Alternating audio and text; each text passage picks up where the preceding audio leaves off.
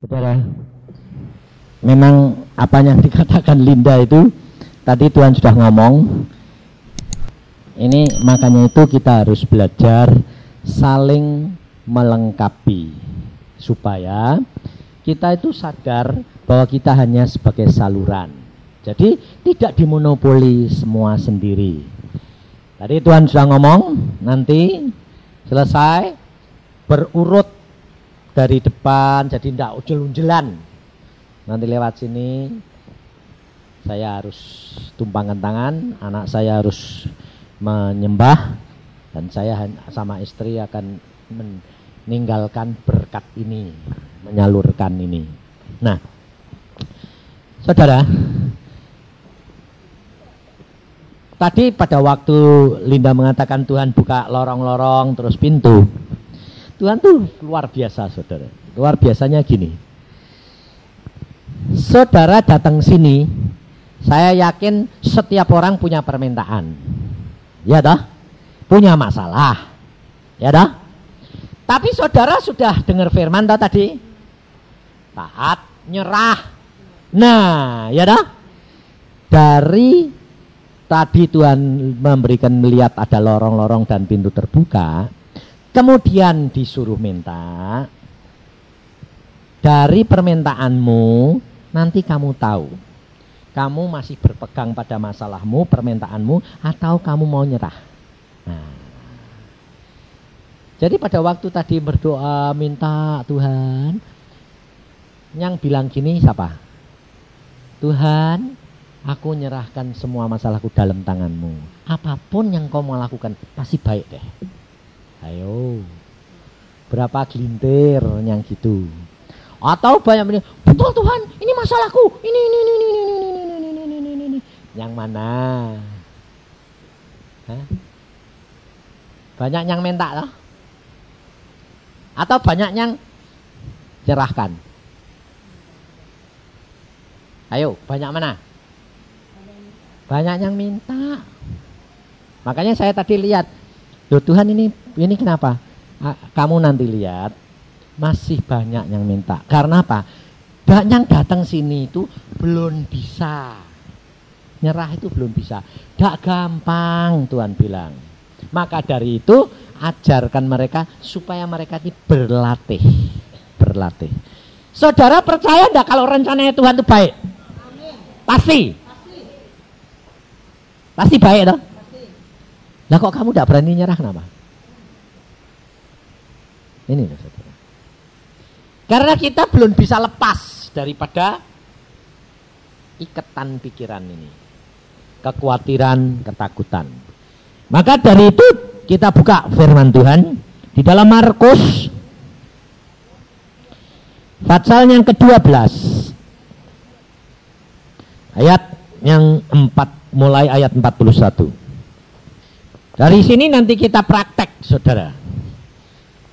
Kalau tidak praktek nanti tidak dimulai, cuma dengar tok.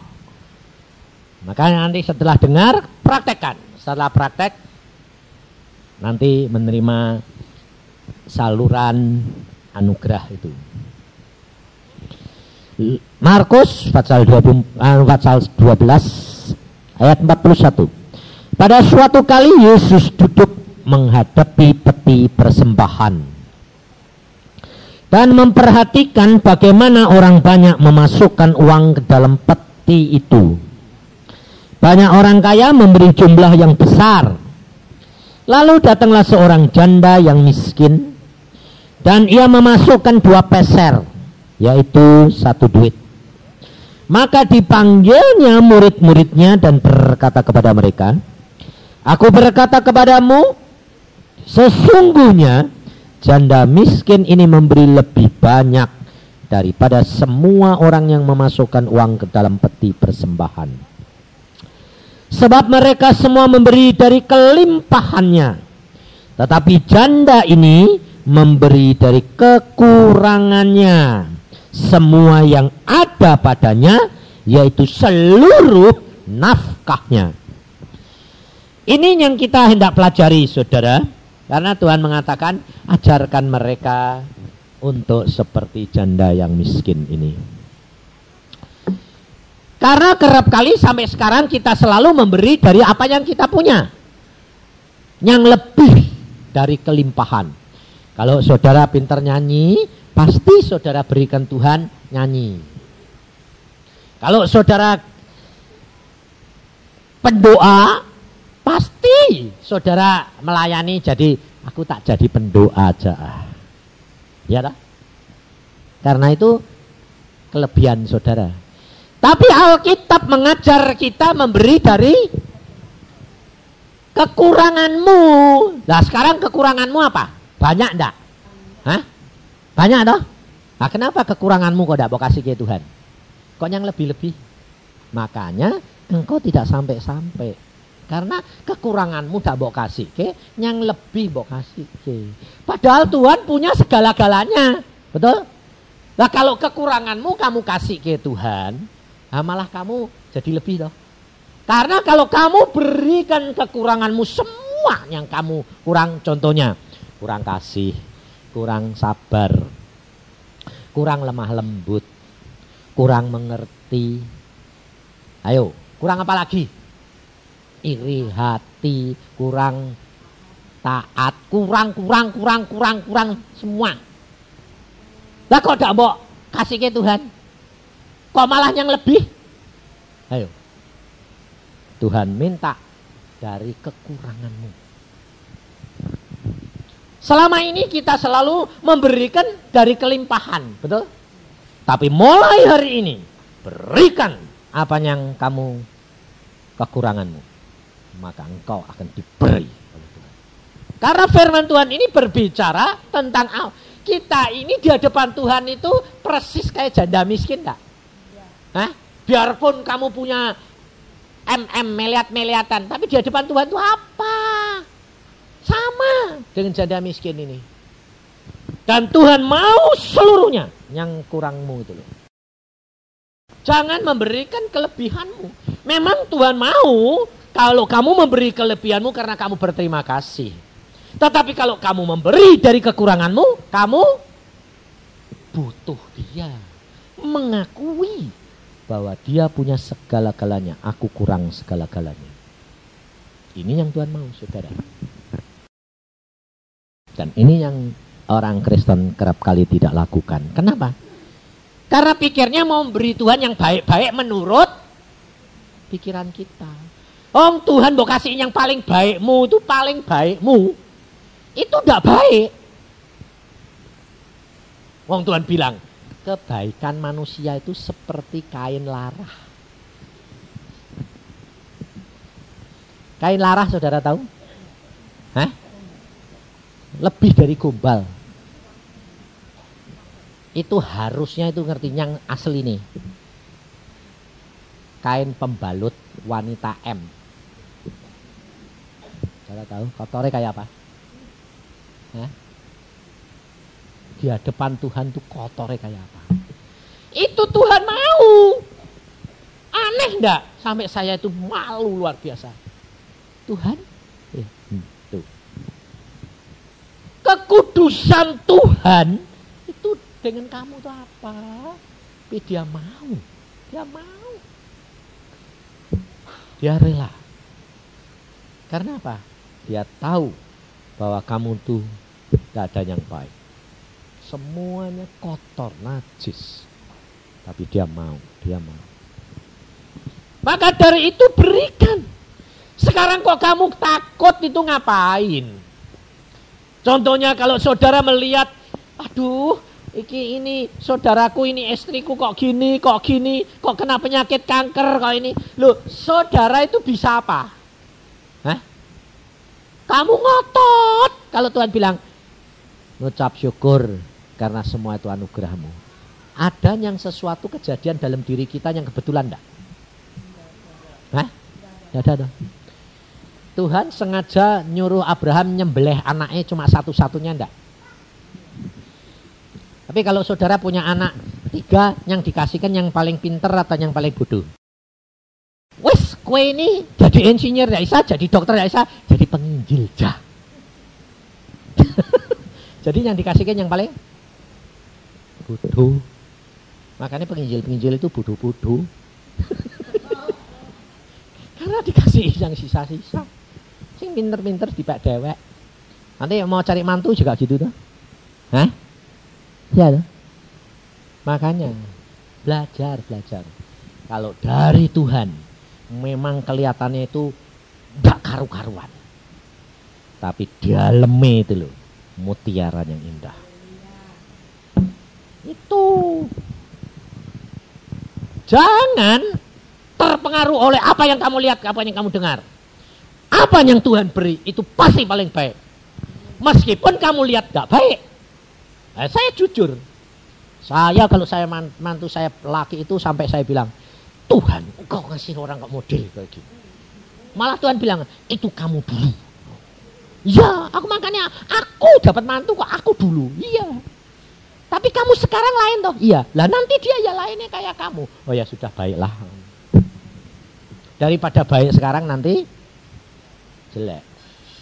Lebih baik jelek sekarang diasah terus jadi baik, ya toh. Tidak ada permata yang baik dulu jadi jelek. Jelek dulu jadi baik. Dan untuk diasah perlu benturan, perlu dipalu enggak? Perlu ada palu enggak? Palu. Nah kamu lihat gitu, aduh anakku kasihan Tuhan, kok dipaluin terus? Oh perlu.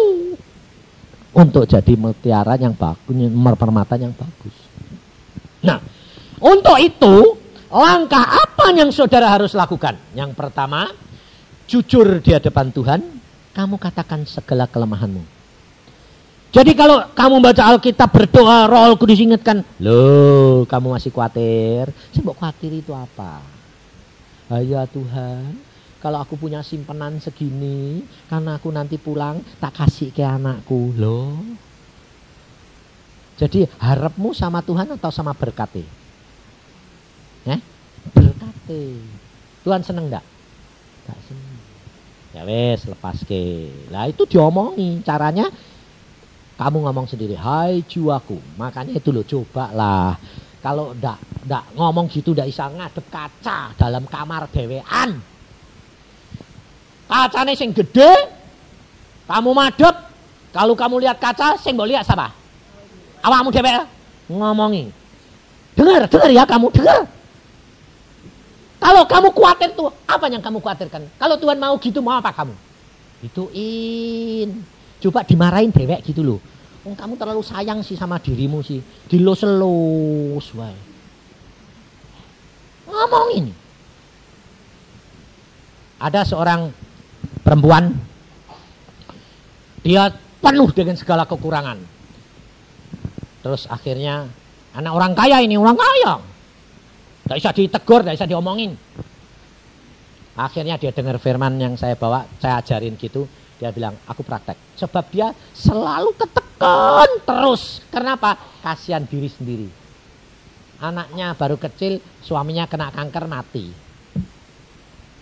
Jadi dia setiap kali, haya, kasihan, sedih terus. Wah, akhirnya dia dengar, dia dalam kamar malu, dia ngomong dewek. Kok kamu kok sedih terus? Marah dia, dimarahi diri ini dewek. Setelah itu dia bilang, bener Pak, aku bebas. Tidak sedih lagi, tidak kasihan diri sendiri. Aku sekarang berdiri tegar, karena aku tahu aku bersama dengan Yesus. Caranya gitu. Makanya, satu hal, jangan kasihan dirimu dewek. Itu jerat. Nah, yang pertama, kamu harus jujur. Jadi kalau kamu diingatkan sama Roh Kudus kekuranganmu, lalu kamu ngomong, kamu berikan. Tuhan, ini aku berikan kepadamu. Nanti Tuhan yang membaharui kamu. Luar biasa. Nah, untuk itu perlu kerelaan. Rela. Apapun yang kamu sudah serahkan, apapun yang terjadi atas hidup kita, harus kamu rela. Sebab kalau kamu tidak rela, Tuhan tidak bisa kerja. Apapun. Contohnya, lihat di dalam 2 Korintus.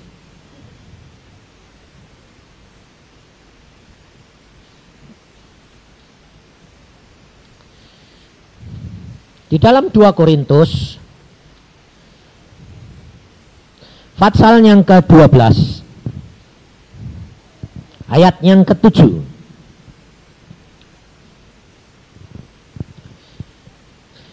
Dan supaya aku jangan meninggikan diri karena pernyataan-pernyataan yang luar biasa itu, maka aku diberi suatu duri di dalam dagingku, yaitu seorang utusan iblis untuk menggocoh aku supaya aku jangan meninggikan diri.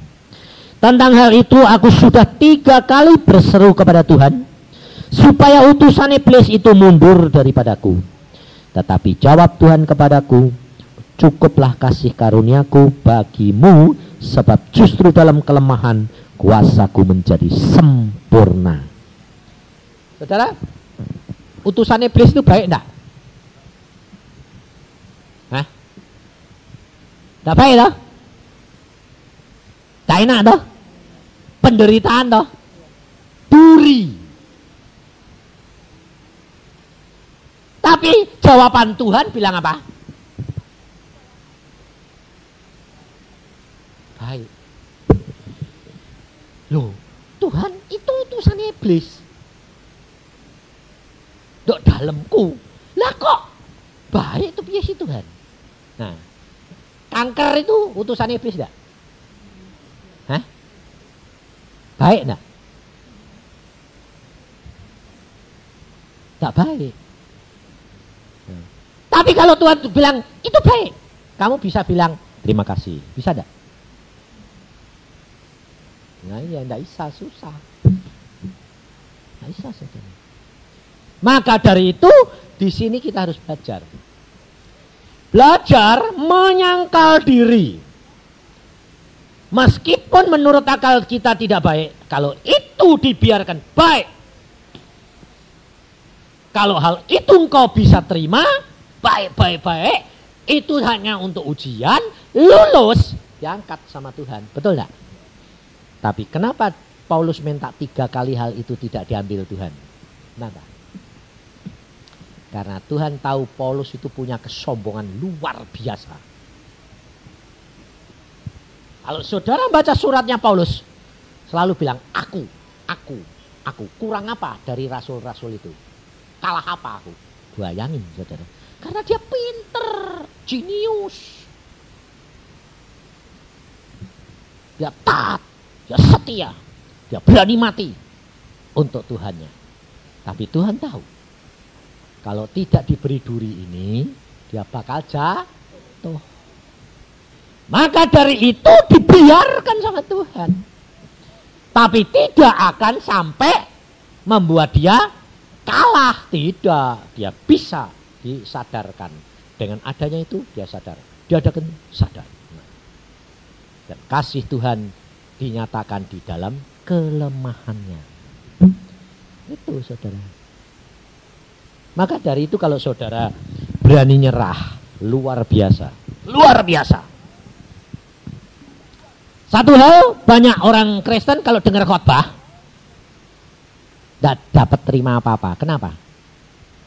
Karena dia belum sudah bilang, oh sudah ngerti, tidak bakal dapat apa-apa.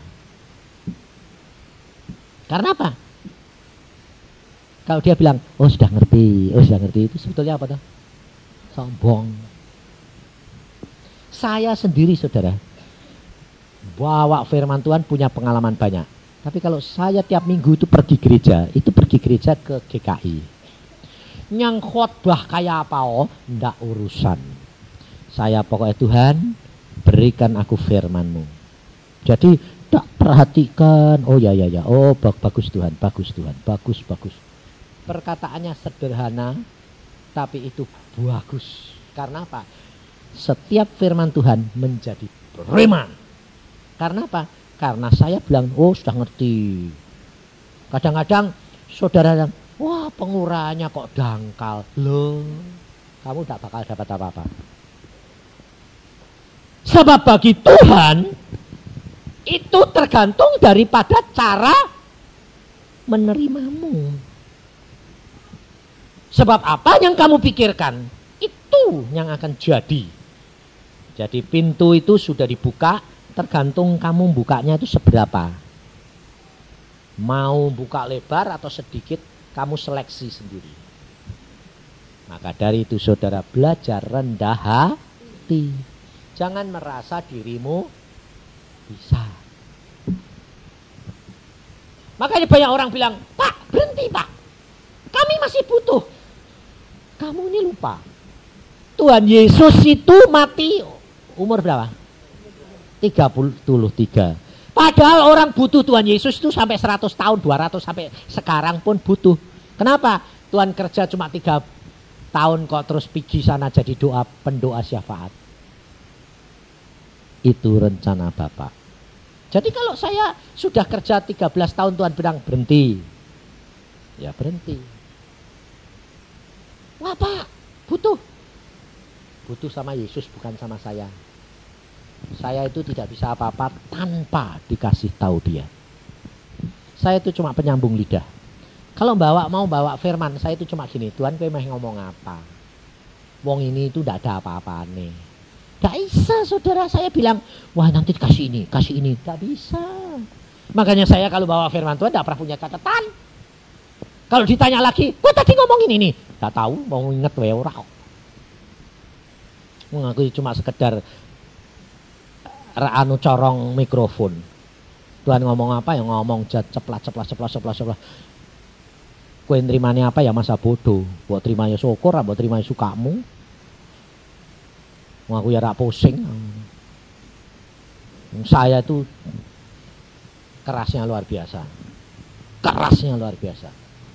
Makanya Tuhan tuh pilih jabatan saya penyambung lidah. Karena apa? Ya sudah kon ngomong ya ngomong, ora urusan. Hamba Tuhan kalau kamu disuruh berdoa, lalu Tuhan bilang suruh mengucap syukur, aku mau dia sebentar lagi mati. Berani gue nyampe ke? Pasti tak berani. Mesti sembayangnya ditutup-tutupi. Kasihan Tuhan, ampuni dosane. Wis tak ngomong. Piye Pak? Tak apa-apa. Saya tidak bisa. Saya sedang sembayang. Lalu belum sembayang Tuhan, saya bilang itu. Tangannya terkedang. Hah? Apa maksudmu? Aku mau bawa pulang. Kapan? Sekarang. Oh. Sekarang? Aku bilang amin. Aku ya tidak jadi sembayang. Amin. Nah, orang bilang amin. Kenapa Pak? Tuhan bilang pulang hari ini. Oh. Hah? Hari ini Pak? Ya. Hah? Loh, kok cepat Pak? Tidak tahu. Mau dia bilang hari ini. Tapi untung kamu. Kenapa? Wih, saya pesan-pesan. Sana pesan-pesan. Bayangin saudara. Makanya saya bilang jangan panggil Yusa. Repot. Dek belum siap. Ini istri pesan-pesan, anaknya dipanggil. Pak, aku mau pesan-pesan ini ya. Oh ya, kenapa? Oh, Tuhan bilang aku pulang sehari ini. Hah? Suaminya bilang, Pak, cepat ngomong sak tuntase hari ini selesai. Jangan kecewa. Wis tak tinggal pulang. Ngomong dari jam 1 sampai setengah 7. Jam 1 siang sampai setengah 7. Udah selesai ngomong. Wis ya Pak. Wis ya nih. Mama pulang sih ya. Ya. Selonjor apa tuh ngelipet tangan. Terima kasih Tuhan. Gelap mati. Saya telepon suaminya. Terima kasih Pak. Coba ndak mau kasih tahu, ndak pesen-pesen Pak. Ini kan bisa tak tunggoni dewek. Mak klek enake Pak. Gelek selesai. Enak sing dadak apa enak sing kasih tahu? Lidah tak berani iya, tak berani gini.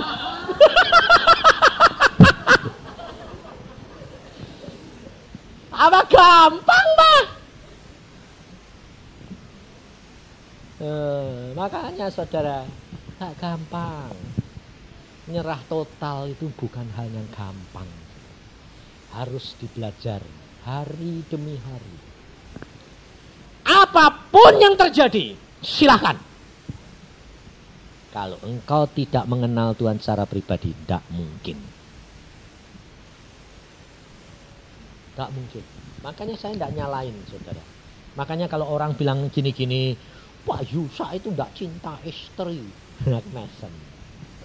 Aku cuma ngomong sama istriku, aku cinta kamu enggak? Oh cinta. Kowe ngerti enggak? Ngerti. Ya wes, yang penting itu. Kok seolah-olah Pak Yusa ini kok ditinggal istri kok seneng. Siapa bilang? Saya tuh sayangnya sama dia luar biasa. Kenapa? Sebab saya tahu saya tidak boleh kawin lagi. Jadi kehilangan dia, wes bar. Tapi karena saya cinta Tuhan lebih, saya bilang sukamu Tuhan.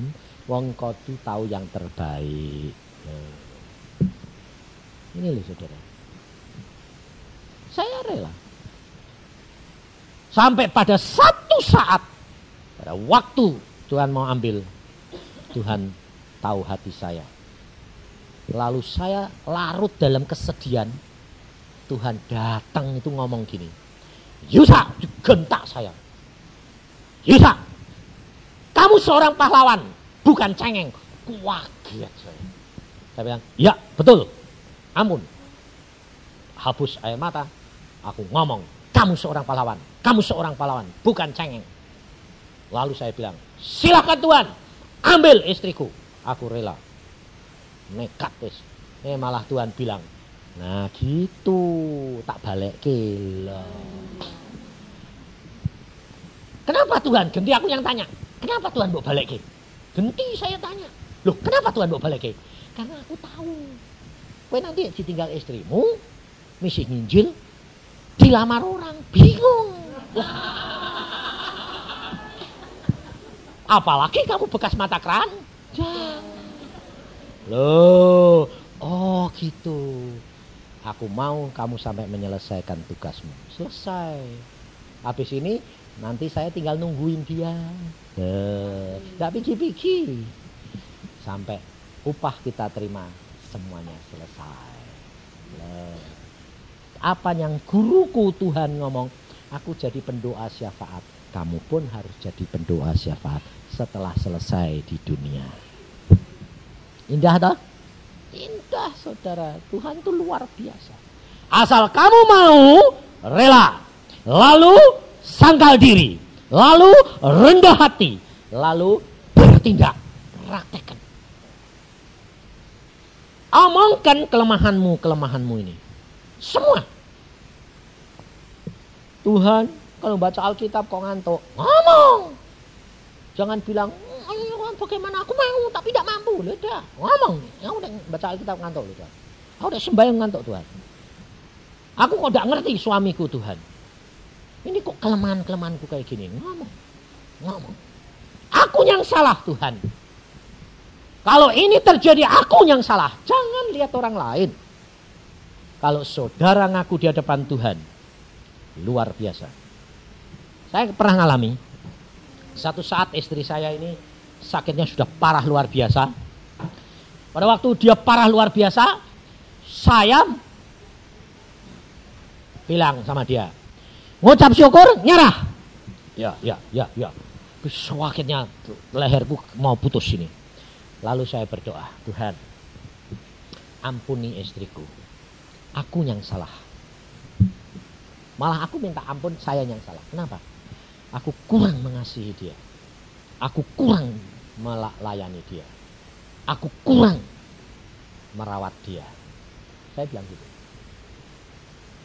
Nah, Tuhan bilang, itu yang aku mau.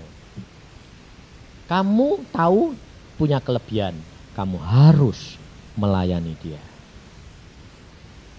Dari situ, lalu Tuhan bilang, karena engkau yang minta, karena aku melihat engkau, aku lepaskan istrimu. Luar biasa deh. Oh, caranya gitu Tuhan. Ya. Seperti aku dengan Bapak. Aku lihat engkau penuh dosa, penuh kekurangan.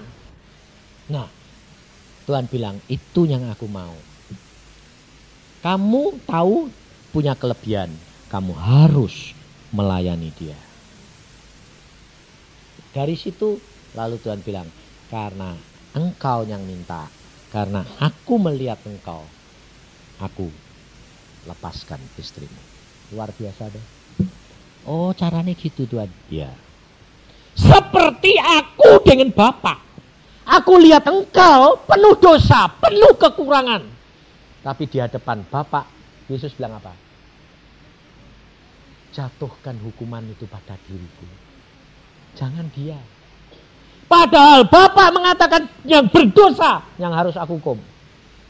Yesus berkata, di antara engkau dan Bapa, biar aku yang pikul. Aku yang salah. Aku yang mau pikul. Aku yang mau pikul. Bapak melihat Yesus, saudara dan saya diampuni. Kenapa engkau tidak mau jadi orang yang mempertahankan keluargamu di hadapan Bapakmu? Karena dia mengasihi engkau. Dia tidak akan menghukum orang yang kamu kasihi. Musa pada waktu bangsa Israel menghujat, dia berkata, Allah coret namaku dan hukum aku. Kalau engkau mau musnahkan dia, Tuhan berkata apa? Mereka yang aku harus musnahkan, bukan kamu. Tidak bisa, aku yang engkau utus. Aku yang salah. Aku. Dan Tuhan berkata, oke, aku tidak akan hukum mereka. Karena kamu. Ngerti saudara? Kalau saudara dan saya dipilih, saudara harus mau berdiri di antara Tuhan dan keluargamu. Karena firman Tuhan berkata, satu orang diselamatkan, seluruh keluarga diselamatkan. Kalau engkau dan saya menyenangkan hatinya Tuhan, maka semua musuhmu didamaikan. Karena Tuhan menaruh belas kasihnya. Bukan melaporkan, bukan menghakimi, tapi mintakan ampun kita yang salah, bukan orang lain. Kita yang harus jadi pengantara antara Allah, Bapa dan manusia. Mari saudara kita masuk.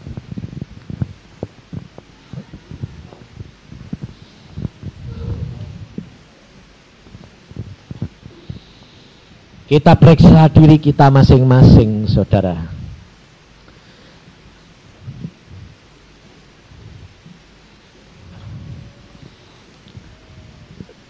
Kamu memeriksa dirimu masing-masing. Kekecewaanmu disebabkan apa? Kekesalanmu disebabkan apa?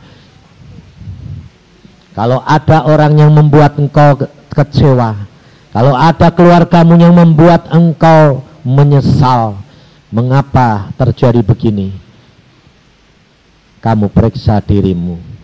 Katakan kepada Tuhan, aku Tuhan, bukan orang lain yang salah.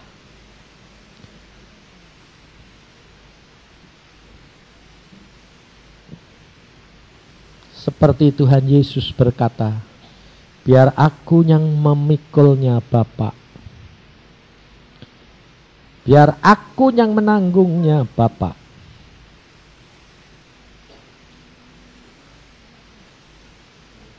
Dan jangan dia.